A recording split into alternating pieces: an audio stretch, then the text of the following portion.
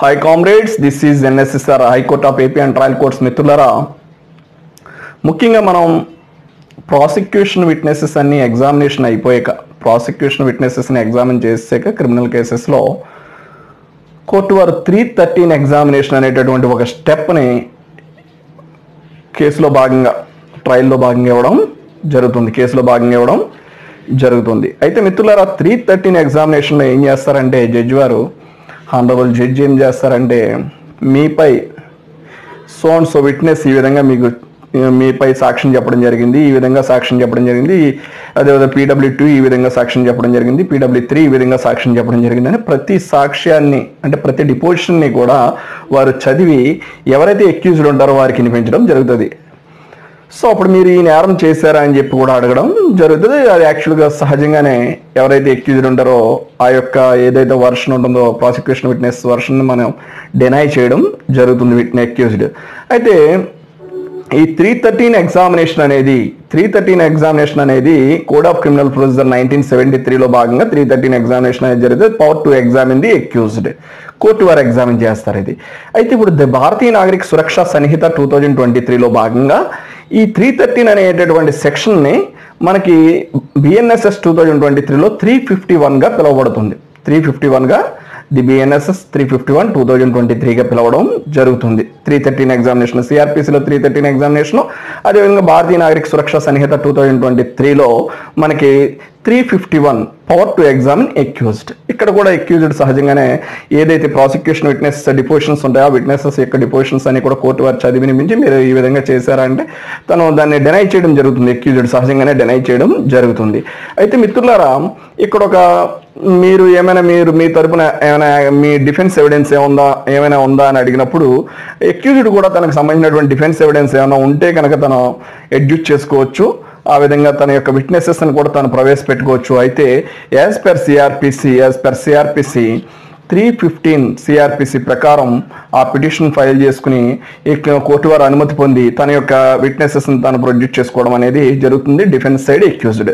అయితే మనకి BNSS 2023లో మనకి 353 BNSS సెక్షన్ 353 BNSS 2023 ప్రకారం ఈ పిటిషన్ 353 పిటిషన్ ఫైల్ చేసుకుని BNSSలో అక్యూజ్డ్ తన వైపు ఉన్నటువంటి ఆ కోర్టు వారు అనుమతి పొంది అక్యూజ్డ్ తన వైపు ఉన్నటువంటి విట్నెసెస్ని తను ప్రవేశపెట్టుకుని అక్కడ ఏదైతే తనకి ఎగ్నెస్ట్గా ఛార్జెస్ ఫ్రేమ్ అయినాయో ఎగ్నెస్ట్గా తనకు సాక్ష్యం వచ్చిందో అది డిస్ప్రూవ్ చేయడం కోసం తనకు ఉన్నటువంటి బలమైనటువంటి సాక్ష్యం ఏమైనా ఉంటే ఆ విధంగా విట్నెసెస్ ద్వారా కూడా తాను ఎడ్యూట్ చేసుకోవచ్చు. కోర్టు వారి అనుమతితో ఎడ్యూట్ చేసుకోవచ్చు. వీరిని మరలా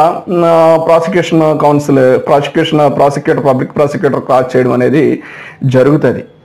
మిత్రులారా యాక్చువల్గా ఇక్కడ ప్రాసిక్యూషన్ విట్నెసెస్ని డిఫెన్స్ కౌన్సిల్ క్రాస్ చేస్తారు. మరి ఇక్కడ డిఫెన్స్ సైడ్ కౌన్సిల్ కనుక తన విట్నెసెస్ని ప్రవేశపెట్టుకున్నప్పుడు with the permission of the honourable court అప్పుడు ప్రాసిక్యూషన్ వారు క్రాస్ చేయడం అనేది జరుగుతుంది. ఇది 315 పిటిషన్ ఫైల్ చేసుకుని CRPC 1973లో భాగంగా అప్పుడు అనుమతి పొందడం అనేది జరిగేది. ఇప్పుడు BNSS 2023 ప్రకారం 353 పిటిషన్ ఫైల్ చేసుకుని మనం అలౌ అయిన తర్వాత మన విట్నెసెస్ని మనం ప్రవేశపెట్టుకోవడం జరుగుతుంది డిఫెన్స్ సైడ్. మిత్రులారా అదేవిధంగా ఇప్పుడు మనం 313 చెప్పుకున్నాం, 315 చెప్పుకున్నాం. అయితే ఒకవేళ మనం ఆర్గ్యుమెంట్ చెప్పాల్సి వస్తే చెప్పాలని ఈ రెండు కూడా 314 CRPC 1973 ప్రకారం జరిగేవి. అంటే వార్ల ఆర్గ్యుమెంట్ మనం 314 CRPC 1973 ప్రకారం చెప్పేవాడు. అదేవిధంగా return arguments that means memorandum of arguments కూడా మనం 314 CRPC 1973 ప్రకారం ఫైల్ చేయడం అనేది జరిగేది. అయితే ఇప్పుడు ది BNSS ది భారతీయ నాగరిక సురక్షా సంహిత 2023 ప్రకారం 352 సెక్షన్ 352 ప్రకారం వార్ల ఆర్గ్యుమెంట్స్ కానీ మెమోరాండమ్ ఆఫ్ ఆర్గ్యుమెంట్స్ కానీ ఫైల్ చేయడం అనేది జరుగుతుంది. అయితే ఇక్కడ ముఖ్యంగా ఒక విషయం మనం గమనించాలి. మెమోరాండమ్ ఆఫ్ ఆర్గ్యుమెంట్స్ మనం ఫైల్ చేయడం అనేది చాలా మంచి పద్ధతి. ఎందుకంటే మనం సమ్ టైమ్స్ కొన్ని పాయింట్స్ మనం మిస్ అవ్వచ్చు, క్వాంటబుల్ పాయింట్స్నే మనం అక్కడ మిస్ అవ్వచ్చు. ఆర్గ్యుమెంట్ చెప్పే విధానంలో మనం కొంత కంగారులో కానీ లేదా మనకు ఉన్నటువంటి సమయాభావం వల్ల కానీ లేదు అక్కడ కోర్టు వారు ఉన్నటువంటి మూడ్ ఆఫ్ ది కోర్టును బట్టి కానీ మనం కొన్ని పాయింట్స్ చెప్పలేకపోవచ్చు. సో వార్ల ఆర్గ్యుమెంట్స్ కంటే కూడా ఏదైతే మెమోరాండమ్ ఆఫ్ ఆర్గ్యుమెంట్స్ అనేది చాలా మంచి రోల్ ప్లే చేస్తుంది. బైండ్ చేయడం అనేది జరుగుతుంది. మీరు ఇచ్చినటువంటి ప్రతి ఆర్గ్యుమెంట్ని కోర్టు వారు వారు పక్కగా రీడ్ చేసి అందులో ఉన్నటువంటి మీరు చెప్పినటువంటి మెరిట్స్ అన్ని కూడా తీసుకోవడం అనేది జరుగుతుంది. దీన్ని మెమోరాండం ఆఫ్ ఆర్గ్యుమెంట్స్ అని చెప్పేసి చెప్పడం జరుగుతుంది. అయితే యాజ్ పర్ సిఆర్పిసి 1973 314 సెక్షన్ ప్రకారం మనం మెమోరాండం ఆఫ్ ఆర్గ్యుమెంట్స్ ఫైల్ చేసినా లేదా వార్ల ఆర్గ్యుమెంట్ చెప్పినా ఇప్పుడు ది భారతీయ నాగరిక సురక్ష సంహిత 2023 ప్రకారం 352 అండర్ సెక్షన్ 352 BNSS 2023 ప్రకారం మనం written arguments that means memorandum of arguments file చేయొచ్చు, వార్ల ఆర్గ్యుమెంట్స్ కూడా చెప్పొచ్చు. అదేవిధంగా మిత్రులారా మనకి కొన్ని సందర్భాల్లో క్రిమినల్ కేసెస్లో యాక్చువల్గా మనం ఏదైనా ఎక్యూజ్డ్ ఆబ్జెంట్ అయితే మనం ఆబ్జెంట్ పిటిషన్ మనం పెడతాం, కామన్ అయితే దాన్ని కామన్ లాంగ్వేజ్లో ఆబ్జెంట్ పిటిషన్ అని చెప్పేసి అంటాం. కానీ కొన్ని సందర్భాల్లో వాయిదా వేయాల్సిన అవసరం ఉంటుంది. మీరు క్రాచ్ చేయలేని పరిస్థితిలో ఉండొచ్చు, లేదు మరొక కారణం కావచ్చు, అడ్జార్న్మెంట్ కావాల్సి ఉంటుంది. సహజంగా ఈ వర్డింగ్ అంతా కూడా మనం ఎక్కువ సివిల్ కేసెస్లో అంటాం. కానీ క్రిమినల్ కేసెస్లో కూడా power to postpone or adjourn proceedings అని సెక్షన్ 309 సిఆర్పిసి 1973 ప్రకారం మనం ఈ పిటిషన్ ఫైల్ చేసి అడ్జార్న్ చేయించుకోవడం అనేది జరిగేది. కొన్ని గ్రౌండ్స్ అంటే ఎసెన్షియల్ గ్రౌండ్స్ ఉన్నప్పుడు మాత్రమే, ముఖ్యమైనటువంటి గ్రౌండ్స్ ఉన్నప్పుడు మాత్రమే ఈ విధంగా అడ్జార్న్ చేయడం అనేది జరుగుతూ ఉంటుంది. అయితే ఇదే మనం ది భారతీయ నాగరిక సురక్ష సంహిత 2023కి వచ్చినట్లయితే కనుక సెక్షన్ 346 BNSS 2023 ప్రకారం అడ్జార్న్ చేయడం, power to postpone or adjourn the proceedings, adjourn చేయమని లేదా పోస్ట్ పోన్ చేయడం అని చెప్పి అడగడం జరుగుతుంది. సహజంగా మనం సివిల్ కేసెస్లో అడ్జార్న్మెంట్ పిటిషన్ ఇవ్వడం జరుగుతుంది ఎక్కువగా. సో క్రిమినల్ కేసెస్కి వచ్చేసరికి మనం రిక్వెస్ట్ చేస్తాం, మన సబ్మిషన్స్ అనే రిక్వెస్ట్ కింద మనం కోర్టు వారి ముందు మనం చెప్పడం జరుగుతుంది. వారు అనుమతించి ఒక్కోసారి మనకి మనం పిటిషన్ అవసరం లేకుండానే వారు మనకి వాయిదా ఇవ్వడం అనేది జరుగుతుంది, అడ్జార్న్ చేయడం జరుగుతుంది. సో కొన్ని సందర్భాల్లో కోర్టు వారు కనుక మీరు పిటిషన్ ఫైల్ చేయండి అని అడిగినప్పుడు మనం యాజ్ పర్ సిఆర్పిసి 309 సిఆర్పిసి 1973 ప్రకారం మనం అడ్జార్న్మెంట్ పిటిషన్ ఫైల్ చేయడం అనేది జరిగేది, పోస్ట్ పోన్ చేయడం కానీ కోర్టు ప్రొసీడింగ్స్ని, లేదు అడ్జార్న్ చేయడం కానీ. ఇప్పుడు ది BNSS 2023 ప్రకారం 346 సెక్షన్ 346 BNSS 2023 అనే సెక్షన్ మనం తో పిటిషన్ ఫైల్ చేసి మనం కోర్టు ప్రొసీడింగ్స్ని అడ్జార్న్ చేయమని అడగడం కానీ పోస్ట్ పోన్ చేయమని అడగడం కానీ మనం కోరవచ్చు. అది కూడా కోర్టు వారి యొక్క అనుమతి కోరినట్టే, వారు అది డిస్క్రిషనరీ ఆఫ్ ది కోర్ట్, వారు అనుమతించవచ్చు, అలౌ చేయొచ్చు, అలౌ చేయకపోవచ్చు, అది వారి యొక్క డిస్క్రిషనరీ పవర్స్ మీద ఆధారపడి ఉంటుంది. సో ఇది మనం చెప్పుకోవచ్చు. అదేవిధంగా 311 పిటిషన్ అని చెప్పేసి సిఆర్పిసి 311 1973 ప్రకారం చాలా మేజర్ రోల్ ప్లే చేస్తుంది. Power to summon material present, ఏదైతే 311 ప్రకారం ఎవరైతే విట్నెస్ ఉంటారో వారు ఒకవేళ మనం క్రాచ్ చేయనటువంటి సందర్భంలో వేరే కోర్టులో ఉండడం కానీ వేరే ఊర్లో ఉండడం కానీ మనం క్రాచ్ చేయలేని సందర్భాల్లో కోర్టు వారు ఆ యొక్క క్రాస్ ఎగ్జామినేషన్ క్లోజ్ చేసి క్రాస్ ట్రీటెడ్ నిల్ అని చెప్పేసి వారు చెప్పడం జరుగుతుంది. అటువంటి సందర్భంలో ఆ విట్నెస్ని రీకాల్ చేసుకోవడానికి కూడా మనం 311 పిటిషన్ ఫైల్ చేసుకునేవాళ్ళు యాజ్ పర్ సిఆర్పిసి 1973. ఇప్పుడు BNSSకి వచ్చినట్లయితే 348 BNSS 2023 ప్రకారం రీకాల్ పిటిషన్ అని చెప్పేసి సహజంగా అంటే విట్నెస్ రీకాల్ పిటిషన్ అని చెప్పేసి చెప్పడం జరుగుతుంది. ఇది అదేవిధంగా మనం మెటీరియల్ విట్నెస్ని కూడా మనం ఈ 311 సిఆర్పిసి 1973 ప్రకారం పిటిషన్ ఫైల్ చేసి కోర్టు వారి అనుమతి పొంది వారిని మనం కోర్టుకి సమన్ చేసుకోవడం జరిగేది. అయితే ఇప్పుడు 348 BNSS 2023 సెక్షన్ 348 BNSS 2023 ప్రకారమే మనం విట్నెస్ని మరలా రీకాల్ చేసుకోవచ్చు. అదేవిధంగా అది కూడా కోర్టు అనుమతే. ఖచ్చితంగా కోర్టు ఆ సాటిస్ఫాక్టరీ రీజన్స్ అనేవి మనం ఆ గ్రౌండ్స్ అనేది చూపించాలి. ఏ పిటిషన్ అయినా సరే, ఏ సెక్షన్ అయినా సరే కోర్టు వారు సాటిస్ఫై అవ్వాలి. ఖచ్చితంగా ఆ సాటిస్ఫై అయ్యేటటువంటి రీజన్స్ ఉండాలి, సాటిస్ఫై అయ్యేటటువంటి రీజన్స్ ఆ పిటిషన్లో ఉండాలి. అటువంటి రీజన్స్ ఉన్నప్పుడు కోర్టు వారు సాటిస్ఫై దాన్ని అలౌ చేయడం జరుగుతుంది. With costs or without costs allow చేయడం జరుగుతుంది. అదే మెటీరియల్ విట్నెస్ను కూడా మనం రీకాల్ చేసుకోవచ్చు. అదేవిధంగా మీరు క్రాచ్ చేసినప్పుడు సబ్సిక్వెంట్గా ఏమైనా మీకు కొంత మీ కేసుకు సంబంధించి ఎవిడెన్స్ ఏమైనా మీరు లభ్యమైనప్పుడు మరలా మీరు క్రాస్ కంప్లీట్ అయిపోయాక కూడా మీరు సబ్సిక్వెంట్గా మనకి ఏదైతే అవైలబుల్ ఎవిడెన్స్ ఉంటుందో దాన్ని బేస్ చేసుకుని కూడా రీకాల్ చేయొచ్చు. కోర్టును సాటిస్ఫై చేయగలిగితే ఆ విట్నెస్ను కూడా మీరు క్రాచ్ చేసినటువంటి విట్నెస్ను కూడా మరలా రీకాల్ చేసుకుని క్రాచ్ చేసుకునే రైట్ అనేది ఉంటుంది. అది కూడా 311 సిఆర్పిసి 1973 ప్రకారమే జరిగేది. ఇప్పుడు సెక్షన్ 348 BNSS 2023 ప్రకారం జరుగుతుంది. అంటే power to summon material witnesses or examine person present ఇవన్నీ కూడా చాలా మేజర్ రోల్ ప్లే చేసేటటువంటి సెక్షన్ క్రిమినల్ లాలో అని చెప్పి మనం సిఆర్పిసిలో మనకి ప్లే చేసి ఇప్పుడు BNSS 2023లో కూడా ప్లే చేస్తూ ఉన్నాయి. అదేవిధంగా కాంపౌండింగ్ ఆఫెన్సెస్ గురించి మనం ఆల్రెడీ ప్రీవియస్ వీడియోస్లో మనం చెప్పుకున్నాం. 320 సిఆర్పిసి 1973 ప్రకారం 3.373 1973 సిఆర్పిసి ప్రకారం 320 సెక్షన్స్ 320 అనేది కాంపౌండింగ్ ఆఫ్ అఫెన్సెస్ అని చెప్పేసి, అంటే ఏ కేసుని కాంపౌండ్ చేసుకోవచ్చు, ఏ కేసుని ఎలా కాంపౌండ్ చేసుకోవచ్చు, ఏ కేసులు ఎలా కాంపౌండ్ అవుతాయి అంటే కాంపౌండింగ్ మీన్స్ రాజీ పడదగిన కేసులు. కాంపౌండబుల్ అఫెన్సెస్ అంటే రాజీ పడదగిన కేసులు, నాన్ కాంపౌండబుల్ అఫెన్సెస్ అంటే రాజీ పడదగని కేసులు. సో ఇక్కడ కాంపౌండబుల్ అఫెన్సెస్, కాంపౌండింగ్ అఫెన్సెస్ గురించి చెప్పడం జరిగింది 320 సిఆర్పిసిలో.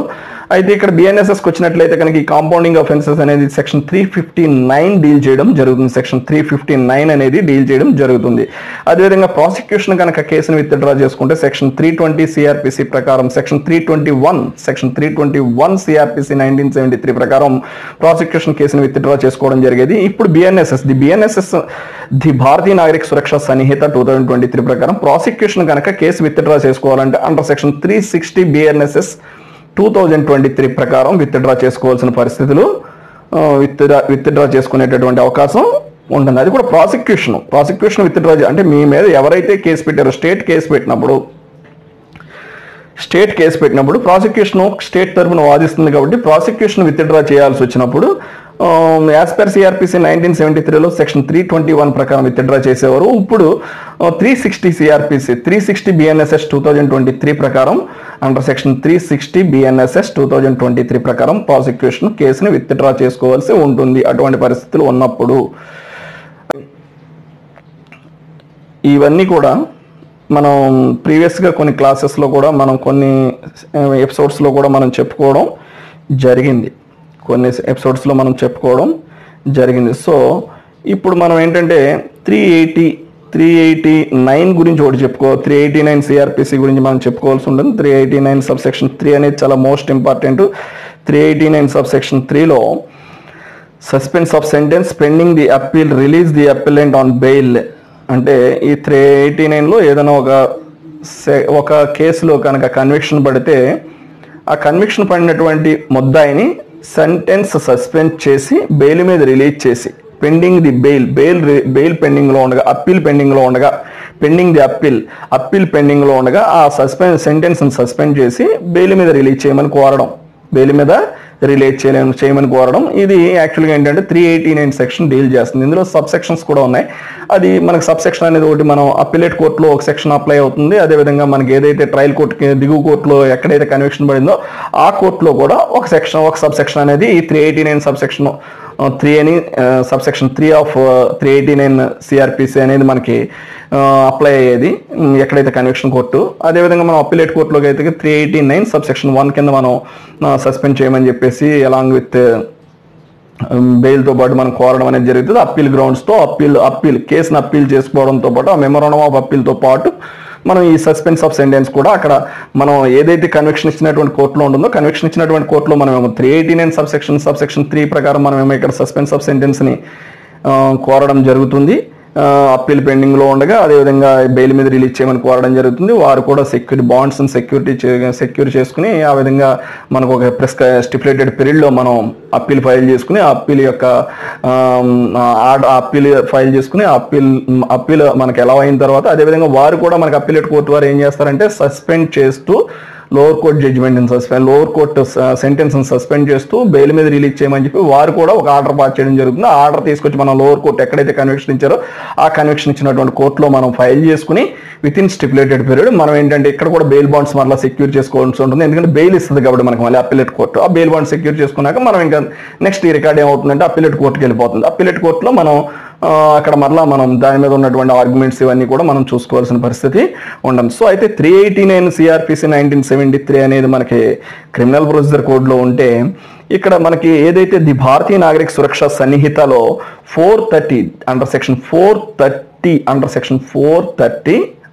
430 బిఎన్ఎస్ఎస్ 2023 ప్రకారం మనం suspension of sentence pending appeal release of appellant on bail అని చెప్పేసి మనం కోరడం జరుగుతుంది.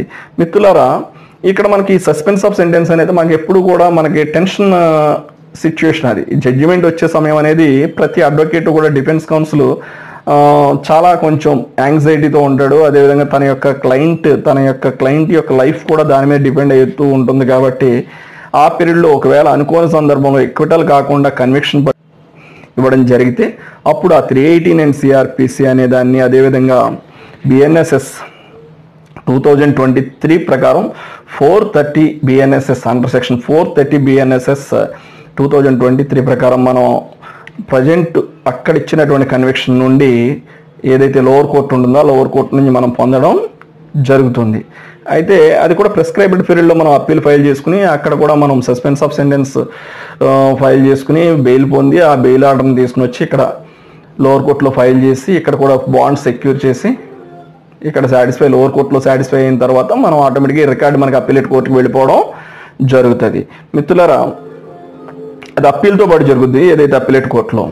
అయితే ఇక్కడైతే కన్విక్షన్ పడిన వెంటనే మనం ఇమీడియట్గా మనం ఏంటంటే సస్పెన్స్ ఆఫ్ సెంటెన్స్ పిటిషన్ అని చెప్పేసి మనం ఫైల్ చేసుకుని కోర్టు వారు అక్కడ మళ్ళీ షూరిటీస్ని ప్రొడ్యూస్ చేసుకోమంటారు. ఆ షూరిటీస్ని కూడా ప్రొడ్యూస్ చేసుకుని ఒకవేళ ఫైన్ కనుక ఇంపోజ్ చేస్తే ఆ ఫైన్ కూడా మనం అక్కడ కట్టి ఆ యొక్క ఫైన్ రిసిప్ట్ని కూడా ఫైల్ చేసుకోవాల్సి ఉంటుంది ఎక్కడైతే కన్విక్షన్ పడిందో ఆ కోర్టులో. ఆ తర్వాత మనం అప్పీల్ గ్రౌండ్స్తో పాటు అప్పీల్ ఫైల్ చేసుకుని along with suspense of sentence అక్కడ కూడా మనం అప్పీలేట్ కోర్టులో ఫైల్ చేసుకోవాల్సి ఉంటుంది. అక్కడ అప్పీల్ ఎలా అవుతుంది, అదేవిధంగా ఈ సస్పెన్స్ ఆఫ్ సెంటెన్స్ని కూడా ఎలా వచ్చేసి లోవర్ కోర్టు యొక్క సెంటెన్స్ని సస్పెండ్ చేసి ఇక్కడ బెయిల్ మీద రిలీజ్ చేయమని చెప్పేసి వారు ఆర్డర్ పాస్ చేయడం జరుగుతుంది. ఆర్డర్ని తీసుకొచ్చి మనం లోవర్ కోర్టులో ఫైల్ చేసి బాండ్స్ కూడా ఎక్యూజ్ని సెక్యూర్ చేసుకోమని చెప్పడం జరుగుతుంది. ఆ బాండ్స్ కూడా ఫైల్ చేసుకుని మనం ఇక్కడ నుంచి ఈ రికార్డ్ ఆటోమేటిక్గా మనకి అప్పీలేట్ కోర్టుకి వెళ్ళడం జరుగుతుంది. అప్పుడు అప్పీల్ అనేది కంటిన్యూ అవుతుంది అప్పీలేట్ కోర్టులో.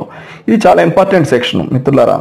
అదేవిధంగా మనకి ఏదైతే అప్పీల్ అనేది కూడా మనం 374 సిఆర్పిసి 1973 ప్రకారం ఫైల్ చేసేవాడు. ఇప్పుడు మనం ఫైల్ చేయాల్సి వస్తే కనుక 415 సెక్షన్ ప్రకారం ది బిఎన్ఎస్ఎస్ అండర్ సెక్షన్ 415 ప్రకారం మనం అప్పీల్ ఫైల్ చేయాల్సి ఉంటుంది. ఎప్పుడు కన్విక్షన్ పడినప్పుడు, ఎప్పుడు అంటే ముద్దాయికి కన్విక్షన్ పడినప్పుడు 374 సిఆర్పిసి 1973 ప్రకారం మనం అప్పీల్ ఫైల్ చేసుకుంటే ది బిఎన్ఎస్ఎస్ 2023 ప్రకారం మనం అప్పీల్ ఫైల్ చేయాల్సి వస్తే అండర్ సెక్షన్ 415 బిఎన్ఎస్ఎస్ 2023 ప్రకారం మనం అప్పీల్ ఫైల్ చేయాల్సి ఉంటుంది బిహాఫ్ ఆఫ్ ఎక్యూజ్డ్ కన్విక్షన్ పడినప్పుడు. So this is N SSR. If you have any problem please contact 9855 90959.